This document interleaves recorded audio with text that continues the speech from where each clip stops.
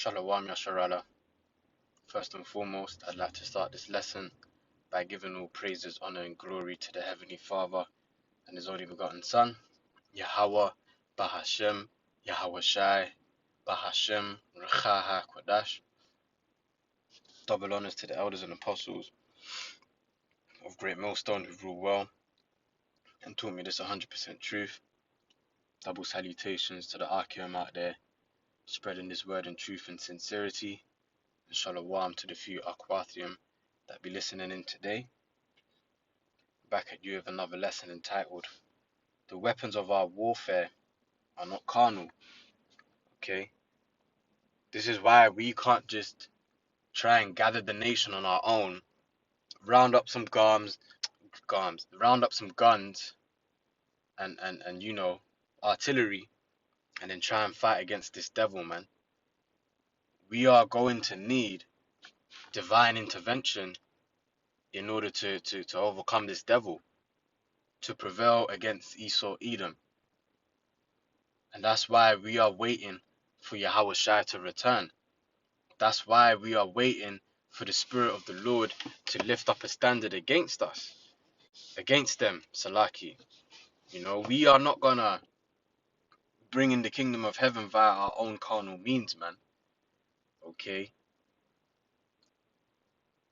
Really and truly, the way we're gonna get the kingdom of heaven or get there is by doing what we're doing now. You know, staying in the Spirit,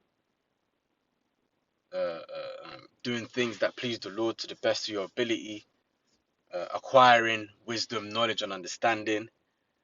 Okay, those things will lead to the kingdom, you know, salvation.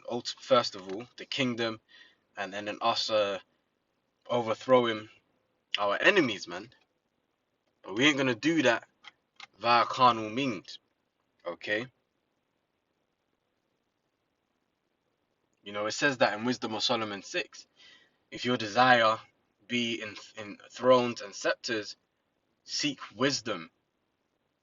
Wisdom is the principal thing. So really, we fight this fight by doing exactly what we're doing, man. Going to the highways and the byways, doing the sit downs, you know, studying, okay, staying in the Spirit. That's how we're gonna bring forth the kingdom of heaven. Because do you not realize that by the very words that we speak, we are literally bringing the downfall of this kingdom?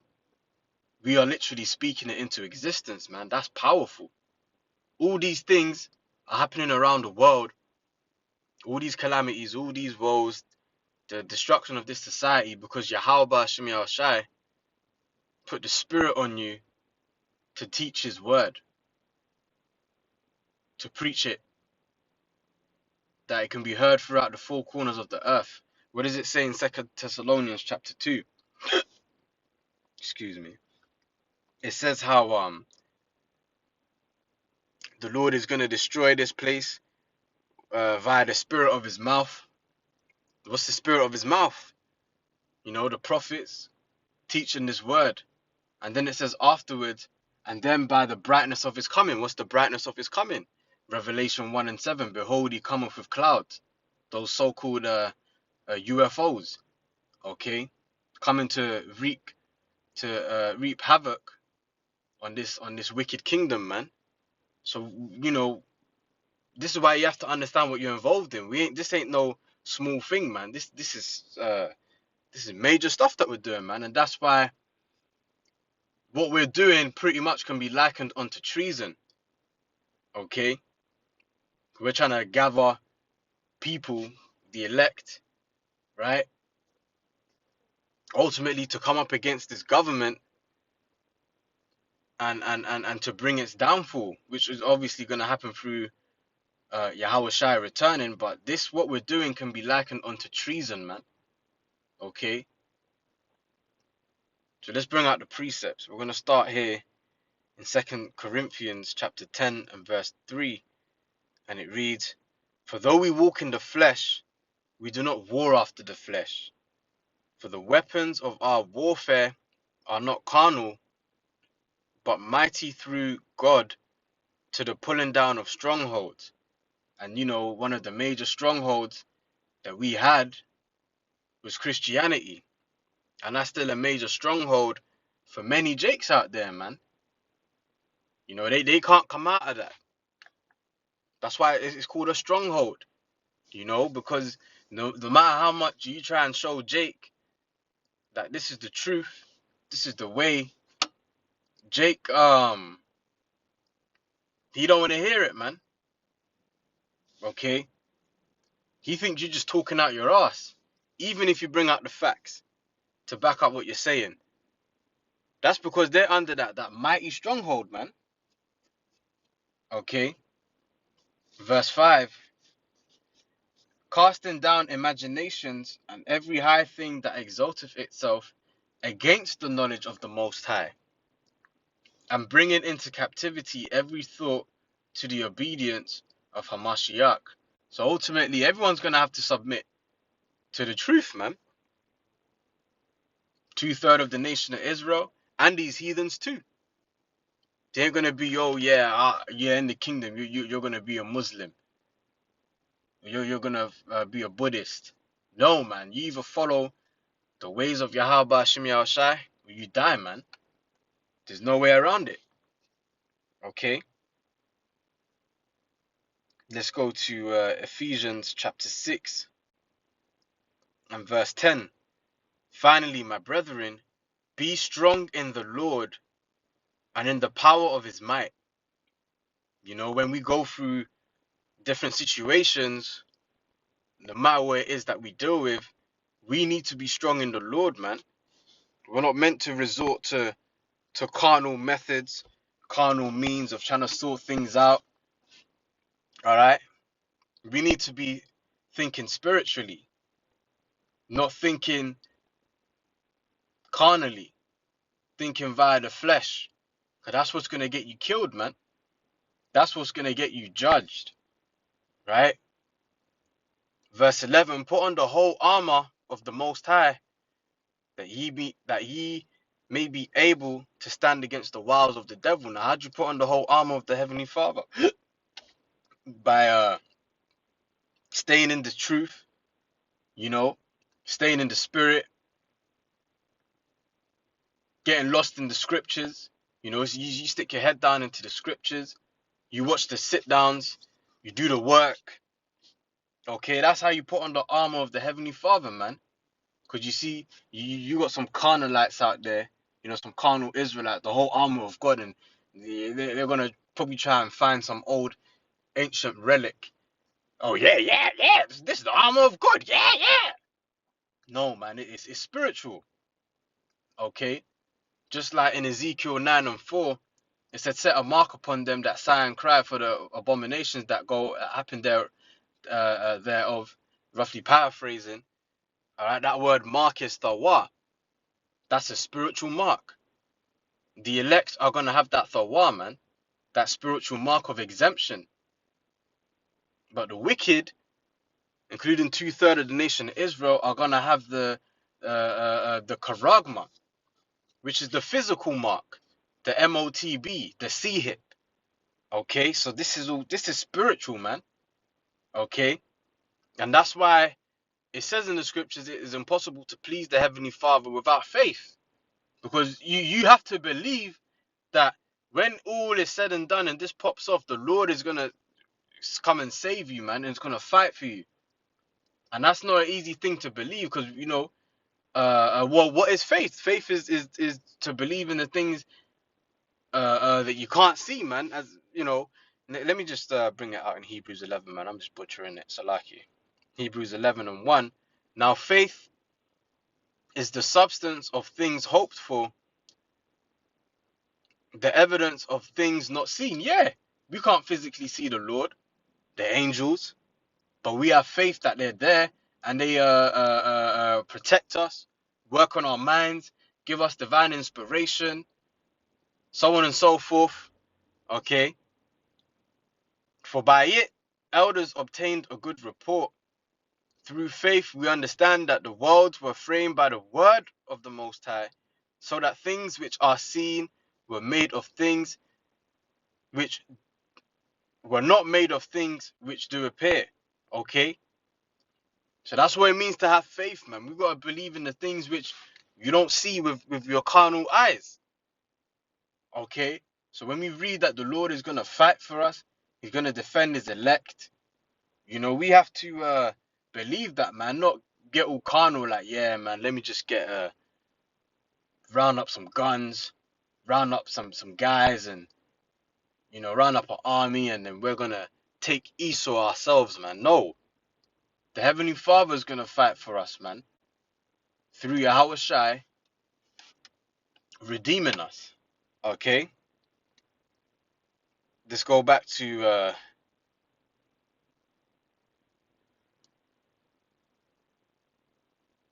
Ephesians chapter 6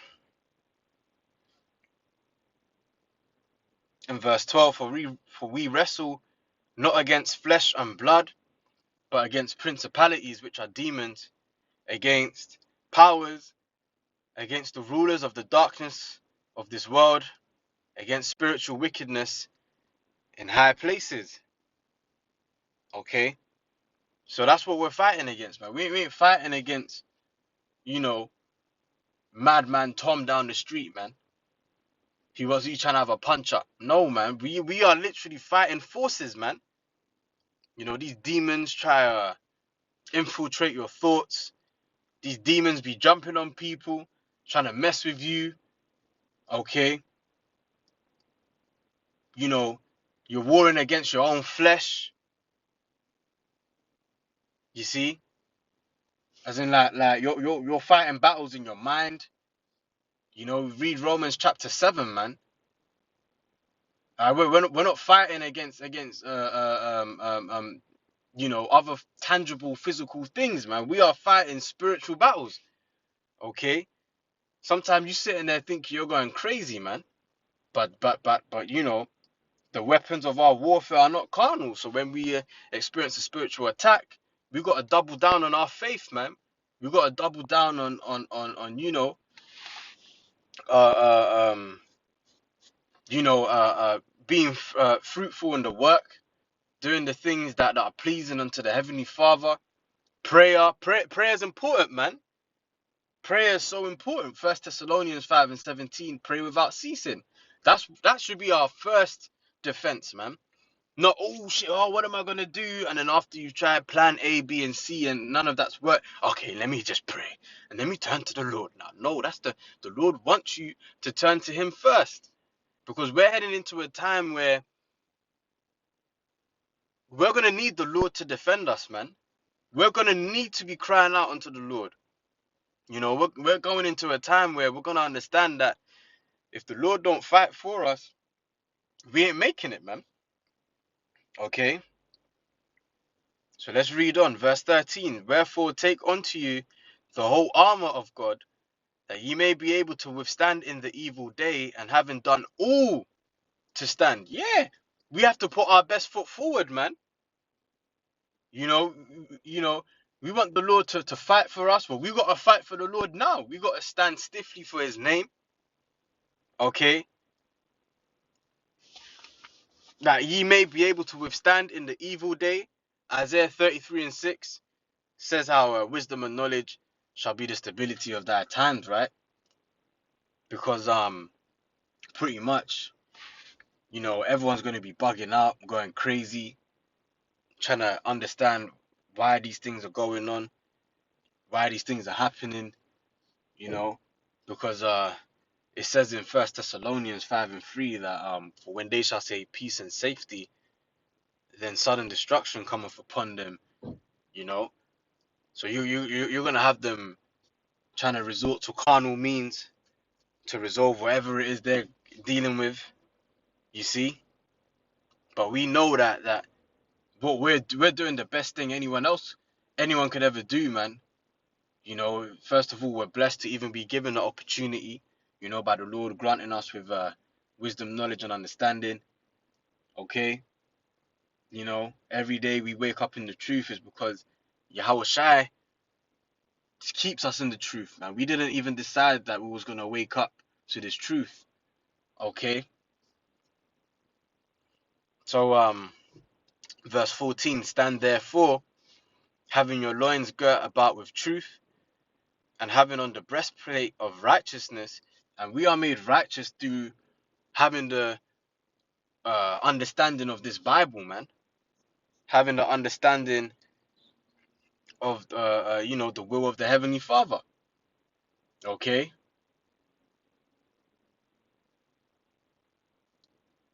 Because we're in this wicked, sinful flesh. We can't keep the law, statutes, and commandments perfectly, man. We're going to need those new bodies spoken of in 1 Corinthians 15 in order for us to be completely sinless, man. But regardless, we still rehearse the righteous acts, as it says in Judges 5 and 11, or verse 12. Okay? Verse 15, Ephesians 6 and 15. And your feet shod with the preparation of the gospel of peace, above all, taking the shield of faith, Hebrews 11 and 6. For without faith, it is impossible to please the Heavenly Father, man. So you need to have that faith, wherewith ye shall be able to quench all the fiery darts of the wicked, right? So no matter what Esau Edom throws at you, man, it ain't gonna deter you of your faith. You believing that the Lord is gonna fight for you, and ultimately you're gonna have the upper hand. Okay? Um Verse 17, and take the helmet of salvation and the sword of the Spirit, which is the word of the Most High. Okay, and this word is so powerful, man. Through understanding this word, we now know who we are. We now know who our enemies are. We now know why we're in this position. We now know our destiny, our future. We know the true names of the Heavenly Father and His only begotten Son, which is the most important thing. Okay? So this is the sword of the Spirit, man. And you best believe the Lord is about to raise up uh, uh, uh, um, His elect with spiritual power, man. You best believe that. Okay? Thou art my battle axe and weapons of war. Jeremiah 51 and 20 on down. Right? Verse 18, praying always with all prayer and supplication in the Spirit, and watching thereunto with all perseverance. Persevere. All right? No matter what it is we're going through, we have to persevere, man. You know? It says, he who endures until the end, the same shall be saved. So we have to endure. Okay? Praying always with all prayer and supplication in the Spirit, and watching thereunto with all perseverance and supplication for all saints. Right? So let's go to Isaiah 59.